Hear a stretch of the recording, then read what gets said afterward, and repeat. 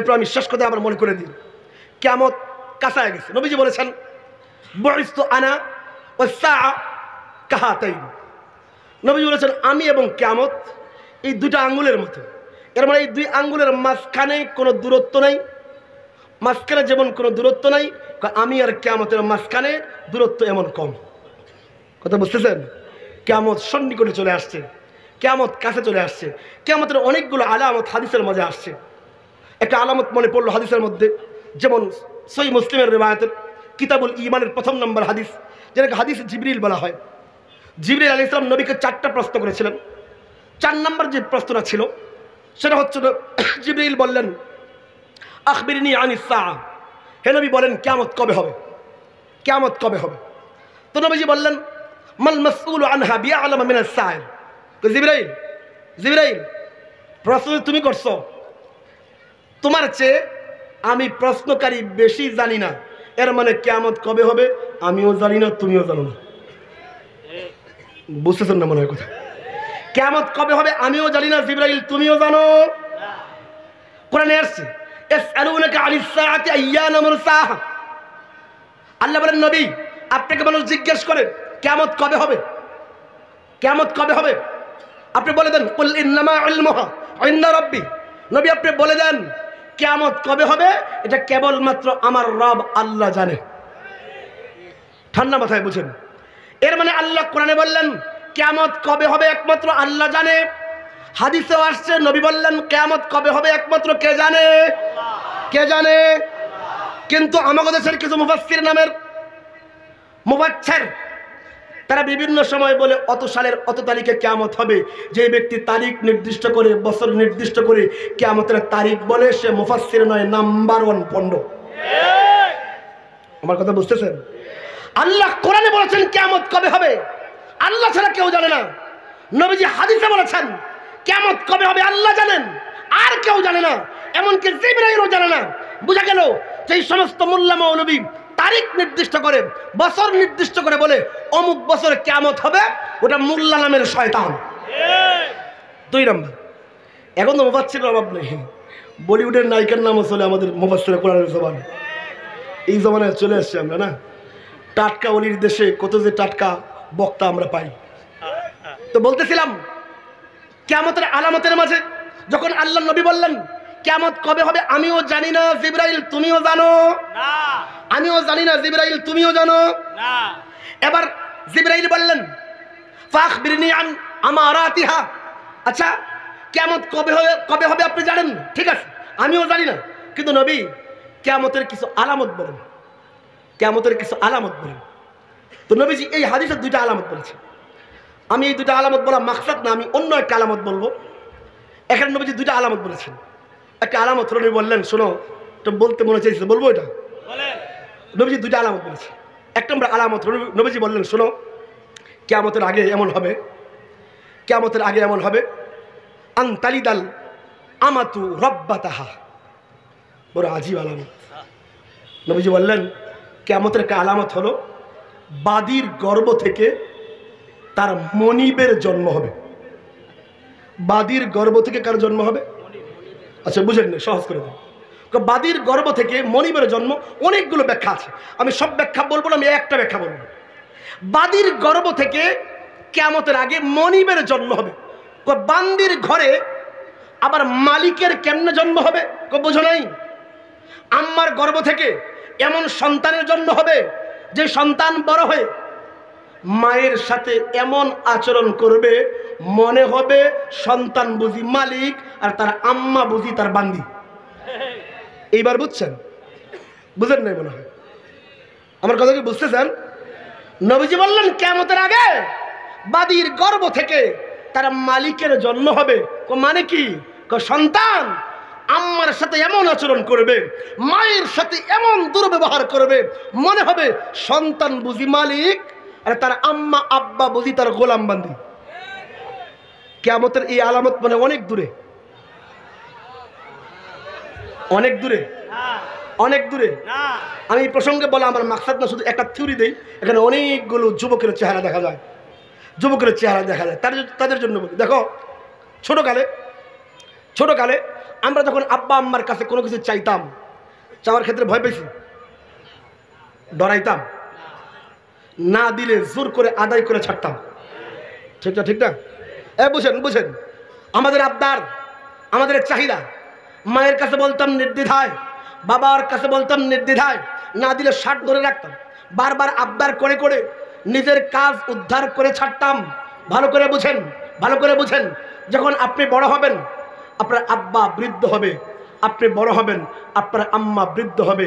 এর মানে আপনি এখন ছোট্টকালে আপনি যেই জায়গায় ছিলেন আপনার বাবা এখন সেই জায়গায়, আর আপনার বাবা এখন ওই জায়গায় যেই জায়গায় আপনি ছোট্টকালে ছিলেন।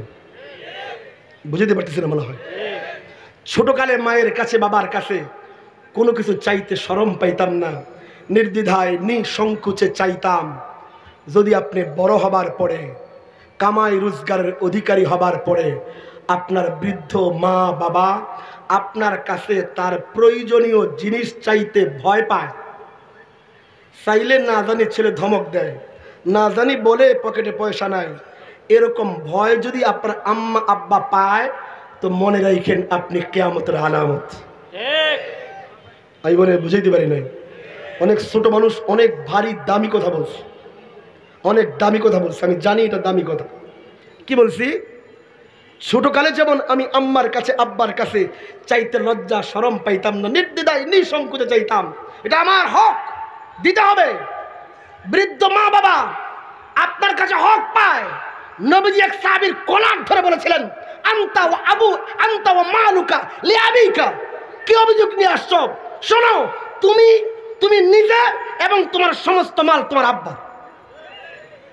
আপনার বৃদ্ধ মা বাবা যদি তার প্রয়োজনীয় ঔষধ কেনার কথা, মনে চাইছে কোনো ফল খাওয়ার, ডরে যদি বলতে না পারে, শরম পায়, এর মানে আপনি আম্মা আব্বাকে এতটুকু অভয় দিতে পারেন নাই, এতটুকু মহব্বতের আপনি রাখতে পারেন নাই যে আপনার মা আপনার বাবা নির্দ্বিধায় নিঃসংকোচে নিজের প্রয়োজনের কথা বলতে পারে। যদি এই পরিবেশ আপনি কায়েম করতে না পারেন আব্বার সাথে, এই পরিবেশ কায়েম করতে না পারেন আম্মার সাথে, তাহলে বুঝে যাইবেন নবীর ভাষায় আপনি কিয়ামতের আলামত। আমি কি বুঝাইতে পারছি? কিয়ামতের আলামত হবেন না। 2 নম্বর আলামত নবীজি বললেন, আমি এটা 3য় নম্বর আলামত বলবো, মাকসাদ করেছিলাম, মাকসাদ না আইসে বলছে আরেকটা আলামত নবীজি বলেছেন, বড় আজিব আলামত। নবীজি বলেন, আনতারাল হুফাতাল উরাতাল আলাতা রিয়া আশ-শাই ইয়াতাতাওয়ালুনা ফিল বুনিয়ান। আজিব। আমি তো বলি যে কোরআনের কিছু এমন আয়াত আছে যেগুলো যে কোনো হিন্দু বৌদ্ধ খ্রিস্টান মাথা খালি করে যদি পড়ে, হ্যাঁ নিশ্চিত তার এই বিশ্বাস করতে হবে দুনিয়ার কোনো মানুষ এই কথা বলতেই পারে না, নিশ্চিত এটা আল্লাহর কোরআন। নবীজিও এমন কিছু কথা বলেছেন, দেখেন এই হাদিসটা। নবীজি বললেন কি কিয়ামতের আগে কি হবে? নবী বললেন, নাম্বার 1, আনতাল হুফাতাল উরাতাল আলাতা রিয়া আশ-শাই। 4টা সিফাত বলছেন। নাম্বার 1, তুমি দেখবা কিয়ামতের আগে যাদের পায়ে জুতা ছিল না। কি ছিল না? কোন না? কি ছিল না? পায়ে ছিল না জুতা। নাম্বার 2, গায়ে ছিল না জামা। নাম্বার 3, পেটে ছিল না ভাত, পেটে ছিল না। নাম্বার 4, চড়াইতো ছাগল, মানে নিম্ন শ্রেণীর কাজ করত। বুঝেন? 4টা সিফাত নবী বললেন। পায়ে জুতা নাই, গায়ে জামা নাই, পেটে ভাত নাই, নিম্ন শ্রেণীর কাজ করত। এই লোকগুলো কি করবে? ওই কিয়ামতের আগে ইয়াতাতাওয়ালুনা ফিল বুনিয়ান, লম্বা লম্বা বিল্ডিং বানাইব। লম্বা লম্বা কি বানাইব? আরো আস্তে কি বানাইব? যখন একজন পিয়ন 400 কোটি টাকার মালিক হয়, বুঝতে পারিনি, এর তো মানে কচু গাছে ফাঁস লওয়া দরকার ছিল। আবার নিজে বলে কেমন বেশরম, আমার পিয়ন 400 কোটি টাকার মালিক। মানুষ মানে স্বাভাবিক একটা ভদ্রতা, মানে চুরি আবার সিরাজ। নবীজি বললেন, এই ফকির ফাকরা নিম্ন শ্রেণীর এই মানুষগুলো কিয়ামতের আগে 400 কোটি টাকার মালিক হয়ে যাব। জনগণের ট্যাক্সের টাকা, ভ্যাটের টাকা মেরে বেগম পাড়ায় বিল্ডিং উঠাবে। কিয়ামতের আলামত নবীজি বলেছেন। কিয়ামতের আগে আরে 2 টাকার মাস্তান সে দল করে এখন শত শত কোটি টাকার মালিক। আমি মনে হয় আফ্রিকার জঙ্গলের কাহিনী বলতেছি, কঙ্গুর কাহিনী বলতেছি। এটা আমার সোনার বাংলাদেশের কাহিনী, আমার সোনার বাংলাদেশের কাহিনী। এর মানে এই সকল দুর্নীতিগ্রস্ত এক একটা অফিসার হলো কিয়ামতের আলামত। নবীজি আগেই বলে গিয়েছেন এই নিম্ন শ্রেণীর মানুষগুলো এরা কিয়ামতের আগে বড় বড় বিল্ডিং বানাবে, প্রতিযোগিতা লাগবে। দেখেন না এক শয়তানের নাম শুনছিলাম, ওর নাকি 250 বুঝে আল জাজিরা নিউজ আসছে, যুক্তরাষ্ট্র আর আবুধাবিতেই হাতের 150-র উপরে ফ্ল্যাট। এর বাফের টাকা না জনগণের টাকা?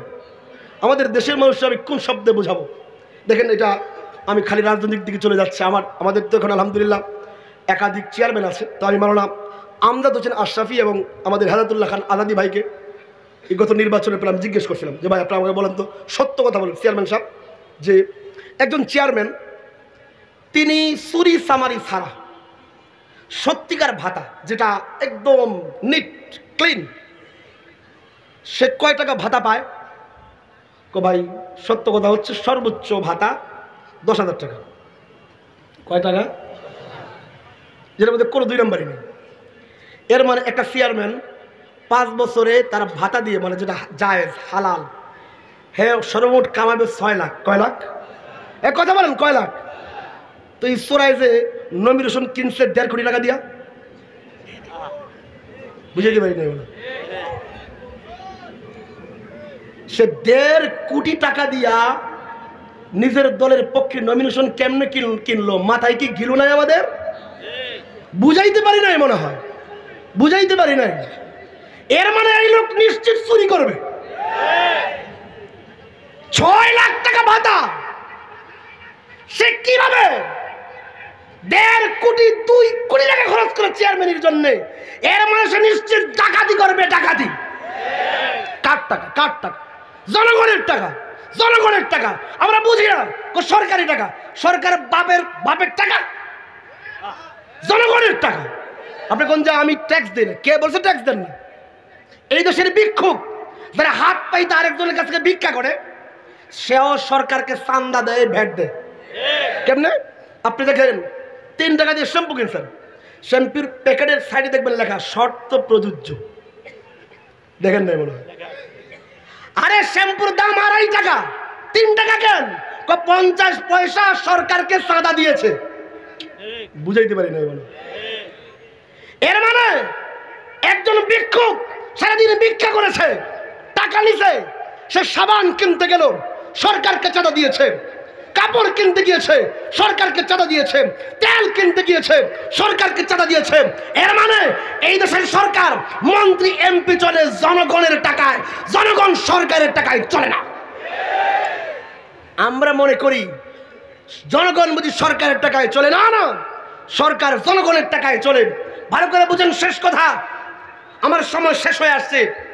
এর মানে ভালো করে বুঝেন, যারা নির্বাচনের সময় অবাধে পয়সা খরচ করে, অবাধে পয়সা খরচ করে, হালালে হারামে পয়সা খরচ করে, বুঝে যাইবেন এখন তো সুফি সাহেব ফাইদা আছে, এরা নির্বাচনের পরে নিশ্চিত ডাকাতি করবে, চুরি করবে, টেন্ডারবাজি করবে। এই জন্য শেষ কথাটা বলে দিচ্ছি, ভালো করে বুঝেন। আর কত 53 বছর ধরে এই দুয়ার ওই দুয়ার, কত দুয়ারে যে ঘুরলেন, কত দুয়ারে ঘুরলেন, কত দুয়ারে ঘুরলেন। আমি আপনার বিবেকে দিয়ে একটু নাড়া দিয়ে যাই, আত্মমর্যাদায় নাড়া দিয়ে যাই। নারীর আঁচল ছাড়েন, ছাড়েন নারীর আঁচল। ভালো করে বুঝেন, আমরা নারীদের বিরোধী নই, কিন্তু আর কত 53 বছর ধরে এই দেশের মানুষ কি পেয়েছে? আয়নাঘর পেয়েছে। কি পেয়েছে? বেগম পাড়ায় কোটি কোটি টাকা পাচার হওয়া পেয়েছে। এবার সময় আসছে গণতন্ত্র সমাজতন্ত্রকে পায়ে দলে ইসলামী শাসনতন্ত্র কায়েমের সময় আসছে। থাকবেন তো ইনশাআল্লাহ? আলেমরা ডাক দিলে নতুন বিপ্লবের জন্য, নতুন গণ অভ্যুত্থানের জন্য, ইসলামী হুকুমতের জন্য রাস্তায় নেমে আসবেন তো ইনশাআল্লাহ? আল্লাহ তৌফিক দান করেন। আমিন। ওয়া আখিরু দাওয়ানা আলহামদুলিল্লাহি রাব্বিল আলামিন। আসসালামু আলাইকুম।